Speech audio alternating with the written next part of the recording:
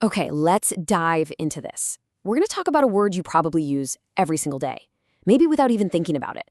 But what if I told you that this one, totally regular word is actually hiding a ton of complexity? Turns out, some of the simplest sounding words are anything but. So I want you to really think about that for a second.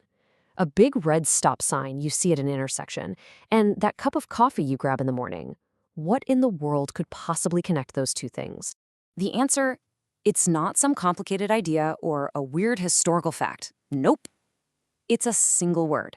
A word so common, it just hides in plain sight. And that word is regular. So let's do it. Let's put the word regular right under the microscope. We're about to unpack just how much meaning we've managed to cram into this one little word. I mean, think about it. You ask for the regular size at a coffee shop. You talk about your regular routine. But when you say that, what exactly are you trying to communicate? Because, as we're about to see, you've got a lot of options. All right, so let's do a little quick fire round here. Let's just look at how many different jobs this one word has in the English language. I'm telling you, it's probably way more than you think.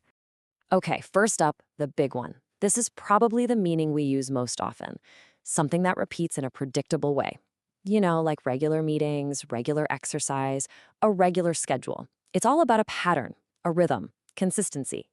And from that idea of patterns, we get to standards. Regular can just mean, well, the usual, the default, the ordinary baseline version of a thing. It's not the fancy one, it's not the special one, it's just regular.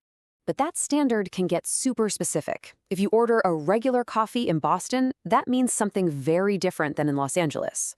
And regular gas at the pump, that has a very precise octane rating. So in these cases, the word is kind of like a technical shortcut. And hey, remember our stop sign? Well, here's the connection. In geometry, regular gets even more specific. It means a shape where all the sides and all the angles are equal. So a stop sign is a perfect regular octagon. Pretty cool, right? The word even has a job to do in grammar class. A regular verb is one that plays by the rules. You just add ed to make it past tense. It's not like those rebellious, irregular verbs like go that completely changes to went. And believe it or not, we are still not done. It can be a noun, right? Like a frequent customer at a bar is a regular. It can be a metaphor, like calling your clever friend a regular Sherlock Holmes. And it even has a sort of clinical meaning for, predictable bodily cycles.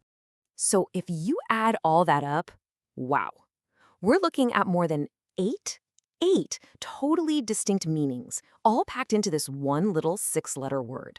For a word that we often use to mean simple or ordinary, it's actually incredibly complicated.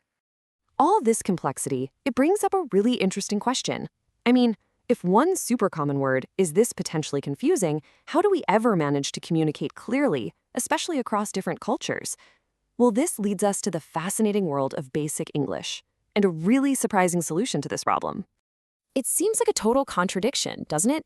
How on earth could a word that has this much baggage, all these different meanings, ever be considered a tool for making things simpler? And yet, here's the kicker. Despite everything we've just talked about, the word regular is right there, officially on the Basic English 850 list. That is a very carefully chosen list of the most essential words you need for clear communication. So, How is that even possible? How do you take a word with all these different meanings and somehow make it basic? Well, it all comes down to a really clever way of thinking about language. So, Basic English is basically a stripped-down version of the language. It was designed with this huge goal, to create a tool for super clear international communication using a core vocabulary of just 850 words. That's it. And here's the genius of how it works. Basic English doesn't even try to use all 8 meanings of regular. It just picks the most common one, like repeating or usual. And for all the other stuff, it just rephrases the idea. So you wouldn't use a tricky metaphor. Instead, you'd use other simple words from the list to describe the idea directly. It's all about stripping away any chance for confusion to get right to the point. So what's the big takeaway from all this? This whole deep dive into one regular word actually shows us a fundamental tension that's right at the heart of language itself. And you can see that contrast so clearly right here. On one side, you've got the full, nuanced, massive English language with hundreds of thousands of words, perfect for poetry, for literature, for expressing really precise ideas. And on the other side, you have basic English, which is built from the ground up for one thing: clarity and universal access. Ultimately, that's the trade-off, isn't it? Do you want the richness and the subtlety that a word like regular gives you, with all its different shades of meaning? Or do you prioritize simple, direct communication that pretty much anyone can understand, no matter where they're from? There's really no right or wrong answer. They're just different tools for different jobs. So the next time you use a totally regular word, I want you to think about this question. What are we really trading when we choose simplicity over complexity in how we talk and how we write? What do we gain, and what might we be leaving behind?